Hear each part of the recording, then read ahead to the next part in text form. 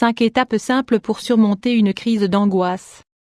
Une crise d'angoisse est une expérience terrible et fragilisante pour la personne qui en souffre. Les déclencheurs exacts et les raisons qui poussent notre esprit à donner une réponse aussi violente à des situations pourtant souvent bénignes ne sont pas connues, même si l'on pense qu'une peur irrationnelle est bien souvent à l'origine d'une crise d'angoisse. La perte de contrôle qui en découle est absolue et dévastatrice. Nous devons être bien conscients est-ce que nous pouvons toutes souffrir d'une crise d'angoisse, à n'importe quel moment de notre vie. Personne n'est exempt des peurs irrationnelles qui peuvent attaquer notre organisme de manière imprévisible. De plus, il est nécessaire de savoir qu'une crise d'angoisse en entraîne souvent d'autres. Une fois que le processus est lancé, il est très difficile de l'arrêter. Si vous vous trouvez dans cette situation, n'hésitez surtout pas à demander l'aide d'un professionnel. Gardez à l'esprit qu'un psychologue peut vous donner des stratégies qui vont vous permettre de faire face à ces situations. Il va vous aider à comprendre l'origine de votre anxiété, à vous attaquer à la racine du problème. De notre côté, nous allons vous donner 5 clés pour pouvoir lutter contre ce phénomène. Cependant, nous tenons à préciser une chose. Nous sommes toutes différentes et nous devons trouver nos propres stratégies pour faire face à nos besoins personnels. 1. Comprenez ce qu'est une crise d'angoisse. Cette première étape est indispensable. Lorsque nous devons faire face à un problème déterminé, il est indispensable de connaître ce qui le déclenche. Prenez conscience d'une chose, même si cela peut vous paraître difficile, une crise d'angoisse ne va pas vous coûter la vie. C'est une condition très commune dans la population mondiale, déclenchée généralement par un excès d'adrénaline dans le flux sanguin. Ces crises sont provoquées par des peurs.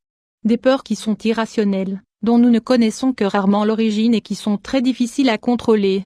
Il est intéressant de savoir que l'anxiété est un système de défense naturel et instinctif, qui nous prépare face à un danger que nous venons d'identifier. Cette réaction nous a permis de survivre dans le passé, d'échapper à nos prédateurs. De nos jours, même si nous n'avons plus de prédateurs à proprement parler, c'est la complexité de notre société et de nos vies qui déclenche ce mécanisme de défense. 2. Reconnaissez les symptômes d'une crise d'angoisse. Une crise d'angoisse est comme une détonation. Prenons un exemple concret. Marie est une femme de 42 ans, qui a réussi professionnellement, qui a 3 enfants, un mari et un de ses parents à charge. En apparence, ses principaux problèmes sont ses responsabilités professionnelles et familiales. Elle est toujours parvenue à mener cette double vie de front mais, alors qu'elle ne s'y attendait pas, elle commence à souffrir de crises d'angoisse. Parfois lorsqu'elle se rend au travail, à d'autres reprises lorsqu'elle parle avec son mari ou ses enfants. Son père est mort il y a 2 ans et, même si cet événement a été traumatisant pour elle, elle était persuadée de l'avoir surmonté. Cependant, elle vient tout juste de perdre son animal de compagnie, et toute la souffrance de son passé vient de refaire surface. Comme nous pouvons le voir, sa vie forme un tout très complexe, marqué par du stress, de la pression, des deuils successifs, etc.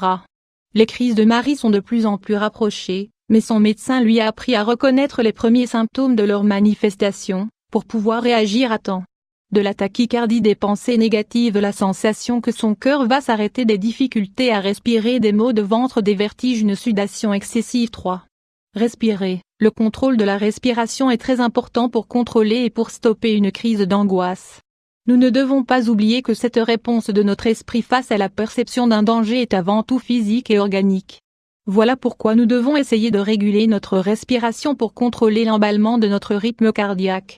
Dès que vous percevez les premiers signes d'une crise d'angoisse, cherchez un lieu tranquille, enlevez les vêtements qui vous oppressent, retirez votre veste, défaites un bouton de votre pantalon, asseyez-vous. Inspirez pendant 5 secondes. Retenez votre respiration pendant 7 secondes. Expirez pendant 8 secondes. Répétez ce cycle respiratoire pendant 5 minutes. 4. Chassez vos pensées négatives. Les pensées négatives affluent dans notre esprit lorsque nous vivons une crise d'angoisse. C'est comme si nous ouvrions la porte à un véritable ouragan. Apprenez à mettre fin à ce torrent de négativité. Dites non à ces pensées et reprenez le contrôle de votre esprit.